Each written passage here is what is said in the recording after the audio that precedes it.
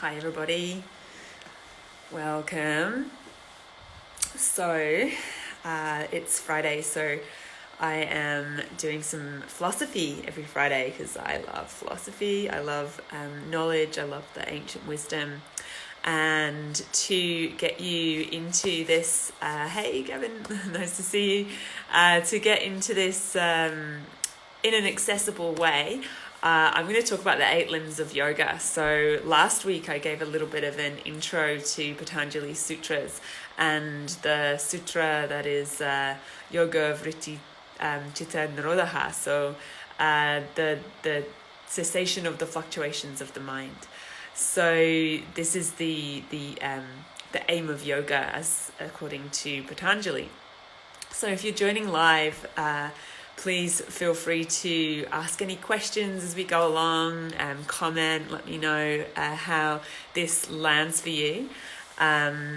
Because we, when we get into philosophy, it's not so kind of cut and dry. I mean, even the asana practice in yoga, our bodies are all different, so we can do a shape with our body in many different ways. But of course, when we get into the more subtle aspects of yoga and philosophy, then there's so much to discuss. There's so much that's open to interpretation. But I'm going to go through the 8 limbs of yoga over the next 8 weeks. I started with an introduction last week, and we're going to talk about the first limb this week, which is the yamas or Yama. And Yama is, in the Sutras, was a list of these 5 aspects, or these 5 ways that things that we can do in a way to control the way we relate to the world externally. So, often they are, there's parallels to things like the Buddhist precepts, in a way, kind of the 10 Commandments, but they're phrased a little differently. So the yamas there's 5 yamas, and the first one is ahimsa. So you might have heard these concepts before. Ahimsa is one that is talked about a lot in yoga, and ahimsa means not harming. But if we flip that onto the positive, it's kindness. It's caring, it's gentleness. And so ahimsa is the first yama in the first limb of yoga. And that's really important because the yamas are like the foundation of our practice. And if yoga is about this stilling of the fluctuations, of the disturbances of our mind, then in yogic philosophy and in Buddhist philosophy as well, we have to stop creating new tension. So if yoga is also seen as a kriya practice, as a cleansing practice, as a way of releasing tension from our body and releasing the things that we place into our bodies that create tension, of actually letting all of that go so that we can be our true nature. And so if we're doing that, if the practice of yoga is about releasing all of that tension, then the first thing that we want is not to add any more while we're going through that process, because otherwise, we're just adding and subtracting. So we're not actually getting any growth. We're not achieving anything in a way. So ahimsa is the very first part of the first limb of yoga. So that we go around the world, we go about our life being kinder to ourselves and to others, and really committing to not harming. And of course, you can interpret that in so many ways, and people do. At the very base level, it means not killing another human being. But we can also talk about the ways that we might harm in other ways. So the way that our words can harm, the way that the systems that we're part of that can harm people, social injustice and civil rights and political rights. the way that the resources are split in the world is also can be quite harming, and we can be part of that. We can be part of that system.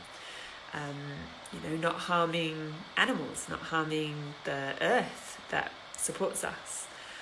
So the extent to which you practice ahimsa needs to really be worked out within your own life and your own being. But essentially, the idea is that the more we can live our life with more kindness, particularly to ourselves first, and then to others, then we can start to soften and to some of those tensions that there's disturbances that build up in our system are through the harm that we exert onto other people or to ourselves. And so a practice like the Buddhist practice of metta or maitri can be a beautiful practice to help to establish kindness. But even just on your yoga mat, being kinder to yourself. If you can't get into a certain shape, or if you're in a meditation practice, just being gentler on yourself. So the kindness is our first yama. I'm going to go through the next a little quicker, otherwise I'm going to be here for a long time. But the second is satya, which is truth. Again, it can be as simple as telling the truth, as speaking the truth to people. And you may have experienced that if we tell lies, then that creates so much tension in our bodies, because then we have to remember what it was that we said, because it's not the truth. And sometimes we have to then build all these foundations under this lie that we've told. And it's like constantly weighing on you. The tension of having told a lie to somebody and perhaps being caught out. So we can feel that. We can feel that in our bodies. If you've ever told someone a lie, even if it was just a really white lie, it can really take its toll. Ahimsa comes before satya, because sometimes the truth is not what needs to be told. Think about them as like the gateways, is something true, but then also is it kind? So we don't always have to tell people the truth. So there's a difference between telling a lie, but just not saying anything. And sometimes not saying anything is the correct path. Sometimes, of course, speaking up, even if it causes discomfort, is the correct path. And this is why these the yamas are so deep and require so much reflection and discussion, because it's not as simple as do this and do that. You really have to figure it out yourself. And as I move through all of the limbs of yoga, we'll talk at the end of when we come to that place of really deep meditation, then we need to then to go through the whole path of yoga to really be able to come back to the yamas and really fully understand and integrate them. But it's good to have them as a foundation, so that we're not continually creating more tension or attempting to create as little more tension as we can, little new tension as we can. So telling the truth in a as kind a way as we can, knowing that sometimes we do have to speak the truth, even if it will cause discomfort. And being true to ourselves. Being true to ourselves is really important, and not necessarily worrying about what other people think of us, as long as it feels true for us. So the third yama is asteya, which is not stealing. Again, can be as simple as, don't steal someone else's things. Don't go into a shop and steal something that you haven't paid for. Don't steal someone else's, don't break into someone's house and steal their things. That's going to really cause some disturbances in your nervous system. If you go around, killing, lying and stealing, it's going to really impact your spiritual path, your spiritual journey. But again, there's so much depth to this. Do we steal people's energy? Do we ask too much of people around us do without giving back in return? Do we steal from the earth without giving back? Do we take what really isn't ours to take? I live in Australia, and there's a real sense of resources being taken from this land, and the financial benefit from that being taken off country, which is something that feels very much like stealing. We have a stolen generation here in Australia where children were stolen from their families and taken to have a white upbringing. So stealing can be more than just breaking into a house and stealing a TV. There's a lot of depth in asteya as well. The fourth Yama is, I should say that the positive of stealing is generosity. So can we be generous? So we have kindness, truthfulness and generosity. And then brahmacharya is the fourth Yama, and this one is interesting because in the traditional yogic traditions, and there's even a precept that's very similar in Buddhism, this is celibacy, and it's maintenance of sexual energy is brahmacharya, but in the yamas, but in a modern framework, we can also see brahmacharya, the fourth yama. So if you're just joining me, I'm on the fourth of the yamas in the 8 limbs of yoga. So you can catch up on the first, which was ahimsa, kindness, and satya, truth, and asteya, which is not stealing, or generosity in the positive. And brahmacharya is, I really like the definition of the wise use of our energy. So not just sexual energy, but our energy, our life force. So do we, are we an oversharer? Do we give so much of ourselves? Or do we, are we a fixer and a helper? Do we use our energy in that way but deplete ourselves? It can absolutely be, around sexual energy too. And if we're not creating boundaries for ourselves. So brahmacharya and boundaries are very, very much related. And so you can see this, the simple part of this would be, not sleeping around, or not partying to big extents that you no longer have any energy to give. But brahmacharya can be those subtle things as well of giving our energy away without replenishing ourselves. So wise use of our energy. Again, you can go into this in deep discussion. And the fifth yama is aparigraha.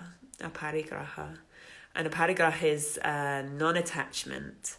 So not clinging, not attaching, not hoarding. So we can relate that to material possessions. So we could relate that to greed, which ties in a little bit to asteya and the stealing and taking more than we need.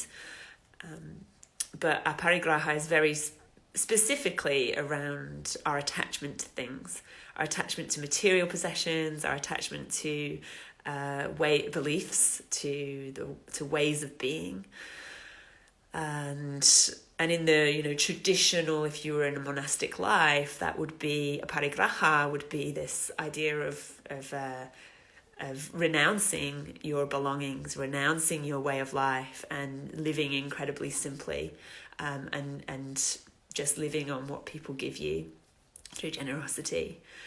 But again, if we take this into our lives as householders, aparigraha is about perhaps just living within our means, living more simply, not being attached to our beliefs, being open-minded, and again, so many ways that we can interpret that idea of non-attachment when we take it into living in the world, rather than necessarily the way that the yamas might have been developed for monastic life, the renunciate's life.